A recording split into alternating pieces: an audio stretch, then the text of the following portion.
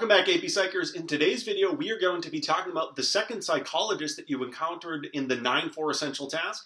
That's none other than Lev Vygotsky in his zone of proximal development. I actually first encountered Vygotsky in graduate school, so not only is he a name for AP Psychology, he is a name I encountered when getting my degree in education.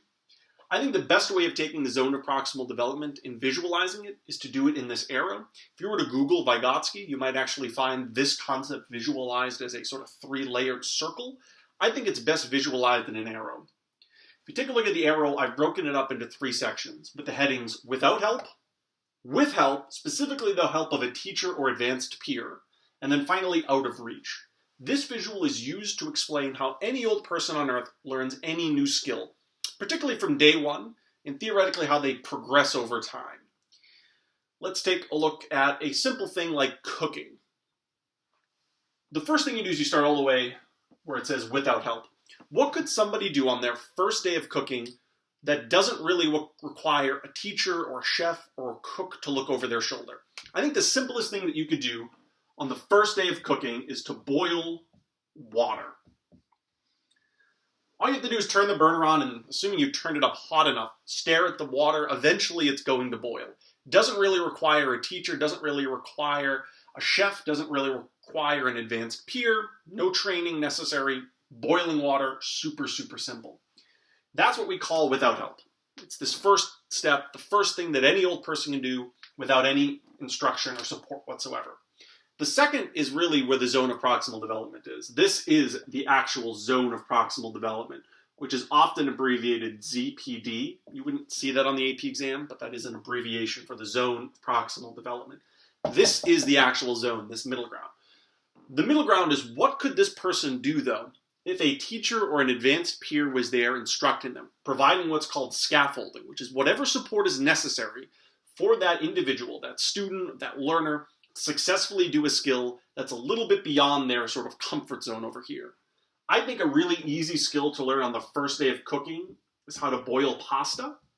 You really just have to get the water boiling, theoretically put salt, maybe a little oil in there. And once the pasta's in, you stir it a few times and you wait a certain amount of time depending on how well done you want your pasta.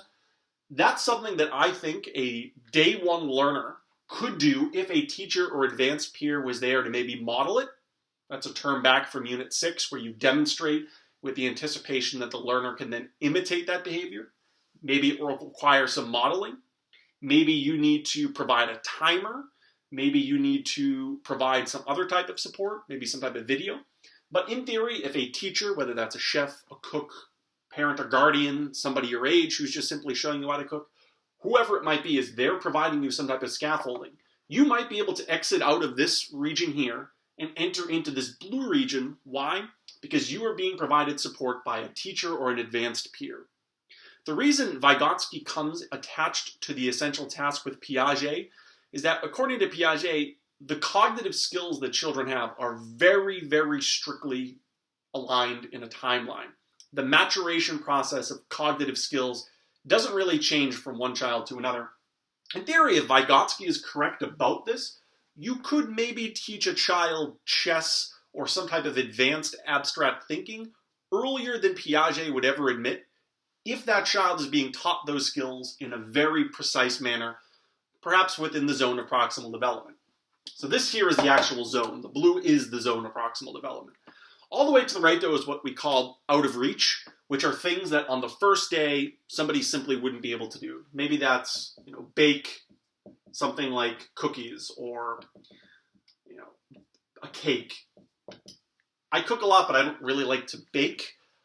Even after cooking for many years and even having a job at one point where I had to bake, I never really enjoyed it. Not that baking is out of my reach, but I think on the first day somebody might have a really difficult time, even if they had a teacher telling them what to do, successfully baking a cake, not burning it, cooking it through, etc. Letting it stand for the right amount of time before you cut it, before you frost it. There's a lot of small mistakes that you could make while baking a cake or cookies or muffins or anything like that. So I would classify that as out of reach. So to summarize, the zone of proximal development is when you have skills that you can do without anybody's help. On day one of cooking, that might be boiling water. There are things that are within your zone of proximal development, behaviors and skills that you could do if you were given the supports necessary by a teacher. Depending on the skill or behavior, those supports vary. We call that the process of scaffolding. In the case of boiling pasta, that might be, again, giving directions or providing a timer. But then there are also things that are out of reach, things that even if you were given the best instruction by Gordon Ramsay himself, you might still struggle with. That's what we classify as out of reach. And in theory, over time, this visual might change for you, meaning after working with a teacher for a week, what you can do without help might suddenly turn into boil pasta. What you might be able to do with help might be sear a steak properly. And maybe what's out of reach might suddenly become a little bit more sophisticated. And over time, this visual can progressively change. And in theory, you are incrementally building up, in this case, your cooking abilities by always focusing within your zone of proximal development and always providing the learner the appropriate tools and the appropriate scaffolding necessary so that they can progressively succeed in their zone of proximal development. Really, so that over time, what was once here in blue starts to get pushed over towards the green so that this learner can, over time, learn the skills for whatever it is that they happen to be learning.